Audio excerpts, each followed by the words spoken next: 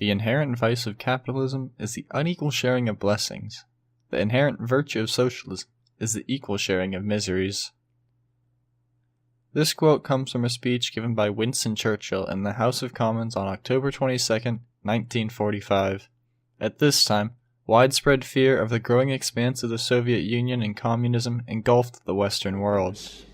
For we believe that freedom and security go together. In the Soviet Union, if you want to buy an automobile, there is a 10-year wait. Read my lips. No new taxes. However, despite this historic rejection of such ideas as the redistribution of wealth, the movement has taken a new ground in recent years within the United States itself, largely reincarnating in the form of democratic socialism, a tamer form of its predecessor. Corporations, maybe we should demand that the wealthy and profitable corporations start paying their fair share of taxes. If you have more than $50 million in assets, this is the ultra-rich, you're going to have to pay 2% a year of that amount over $50 million. We want our country back. The protests are certainly spreading. As one can see, a sharp contrast emerged over the decades as society became more and more distant to the memories of the Soviet Union and the collective thought that once dominated the 20th century political discourse. Through this distancing, people have largely begun to lose sight of the past and take out of perspective the virtues of capitalism. Among the major reasons for the shift in ideologies stands as the misunderstanding of what the two economic systems of capitalism and socialism stand for. A 2014 Reason Foundation poll on the understanding of socialism found that only 16% of millennials can correctly identify the definition of socialism. Many of those surveyed preferred the term socialism over capitalism, but when broken down into their definitions, sided more in favor of capitalism in the end. In order to discuss what must be done going into the future, we must first come to understand the definitions and characteristics that separate these two economic systems, namely capitalism and democratic socialism. To demonstrate the fundamental beliefs of capitalism, take you for example. When you work for a company, you earn capital in the form of money in return for your labor.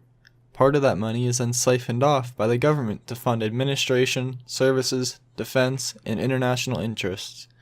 You then, for example, use your money in order to purchase products or services from another organization, which then transfers the money back to its workers, and the cycle repeats. In a democratic socialist society, for example, proponents strongly favor taxing the rich and largest corporations in order to pay for expensive social programs. In this instance, let's assume you're in the top 1% of earners. Congratulations, you now pay over 70% of your income over a certain threshold in taxes, according to a recent proposal by Representative Alexandria Ocasio-Cortez.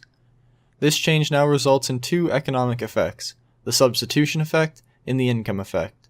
The substitution effect states that when a greater percentage of people's income is taken away from them in the form of taxes, they instead choose to do more worthwhile things, reducing their overall income and therefore taxes paid.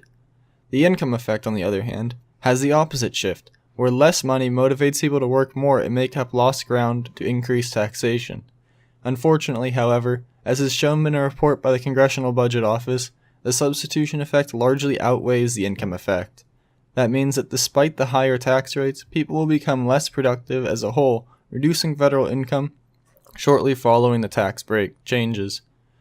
Once programs proposed by democratic socialists such as tuition-free college, Medicare for all, and slavery reparations are in place, however, a constant stream of income will be required to cover the funding, resulted in the increased overall taxation on the middle class over time. This increase in taxation on the middle class is nothing new. Countries that have adopted social welfare programs such as those proposed by figures such as Bernie Sanders, Kamala Harris, and Elizabeth Warren have consistently shown to increase taxation on the middle class through more and more progressive tax brackets where lower income levels are taxed at higher rates.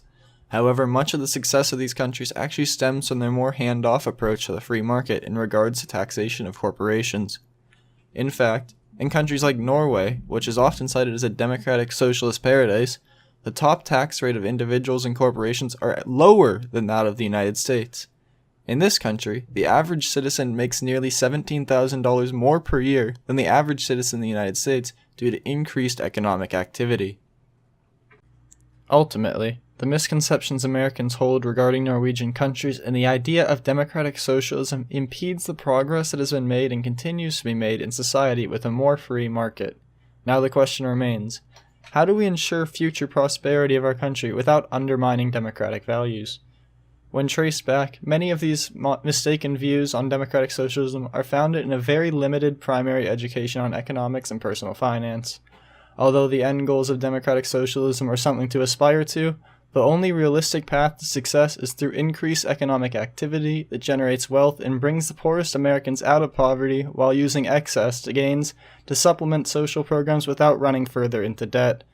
The easiest solution to achieve these goals is simply to start from the ground up and fundamentally revitalize the primary education system by implementing requirements for financial literacy through economics and personal finance classes.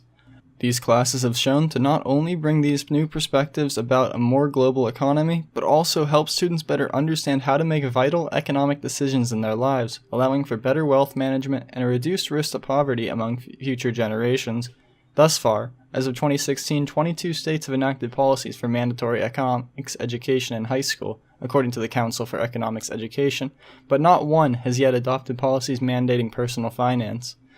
In order to better plan for the future of our nation, a key step remains to improve educational standards for classes that serve great importance to the formation of an educated electorate that can make the most rational decisions that are best for the country overall.